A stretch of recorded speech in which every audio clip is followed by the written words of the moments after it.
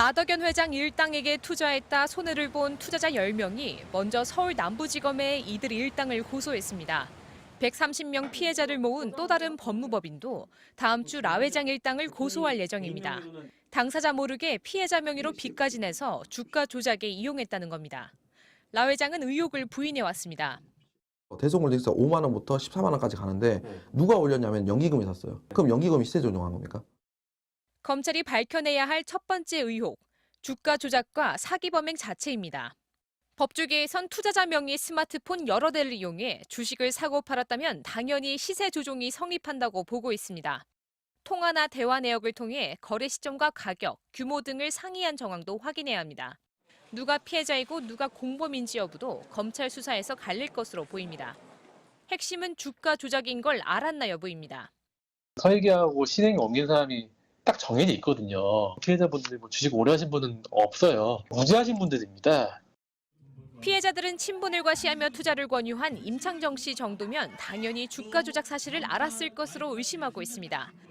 폭락 피해를 피한 대주주들이 그저 운이 좋았던 건지도 밝혀져야 할 의혹입니다. 키움그룹 김익래 회장은 다우데이터 주가 폭락 직전 주식 650억 원어치를 팔았고 서울가스 김영민 회장도 457억 원대 주식을 팔아 큰 손실을 피했습니다. 이들이 누군가 주가를 끌어올린 걸 알고 자신들만 차익을 챙기려고 주식을 팔았다면 이 역시 주가 조작으로 처벌할 수 있습니다.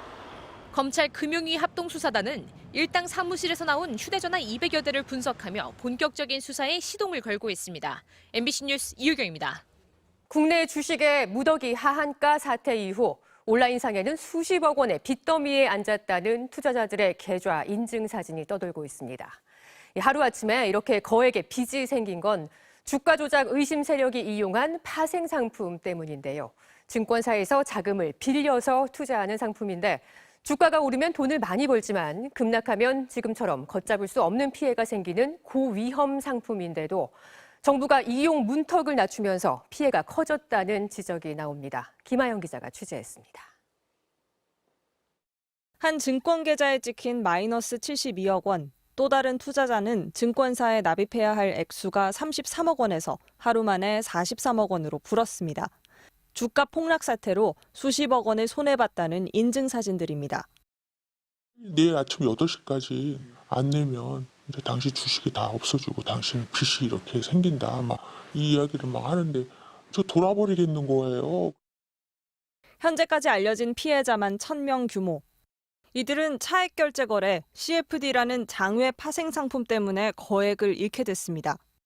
CFD는 실제 주식을 보유하지 않고도 사고판 차익만 거래하는 상품으로 담보격인 증거금만 내면 최대 2.5배까지 투자할 수 있습니다. 증권사에 40만 원을 낼 테니 특정 주식 100만 원어치를 사달라고 할 수 있는 겁니다. 고위험 상품인 만큼 주가가 오르면 많은 수익을 낼 수 있습니다. 문제는 손실이 생겨 증거금이 부족해질 때입니다. 일정 수준 이상 주가가 빠지면 증권사는 강제로 주식을 팔 수 있는데 주식은 안 팔리고 주가만 계속 떨어지면 결국 빚만 남게 됩니다. 위험한 만큼 전문 투자자만 투자할 수 있는데 2019년 정부가 자격을 대폭 낮추면서 전문 투자자 수는 3년 반 만에 8배나 늘었습니다. 금융당국은 뒤늦게 CFD 제도 전반을 들여다보고 있다고 밝혔습니다. 과도한 고객 유치 이벤트와 마케팅은 지양하여 증권시장 전반으로 레버리지로 인한 리스크가 확산되지 않도록 힘써주실 것을 당부드립니다. 수수료까지 깎아주는 등 고객 유치에 열을 올리던 증권사들도 판매 중단에 나섰습니다.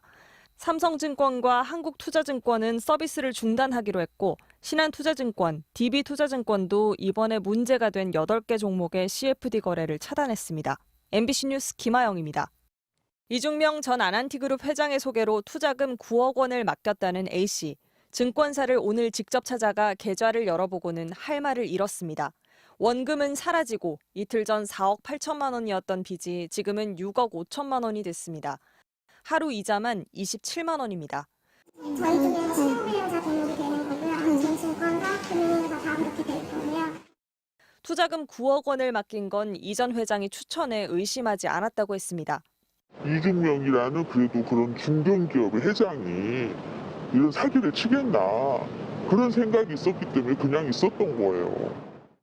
자신이 투자금을 빼려 할 때도 이전 회장이 말렸고 수시로 전화해 수익이 얼마나 났는지 물었다는 겁니다. 이익금 얼마나 났냐 계속 확인했어요. 그런 거는 유승민 회장이 돈을 이렇게 많이 넣는데 주식이 안 오르고 못 빼겨. 그 말을 했었어요.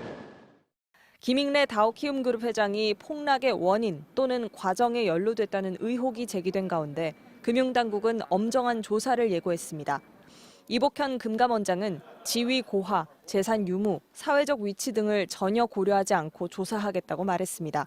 금감원은 또 35개 증권사 사장들을 긴급 소집해 이번 사태 원인으로 지목된 파생상품 CFD 판매를 사실상 자제시켰습니다.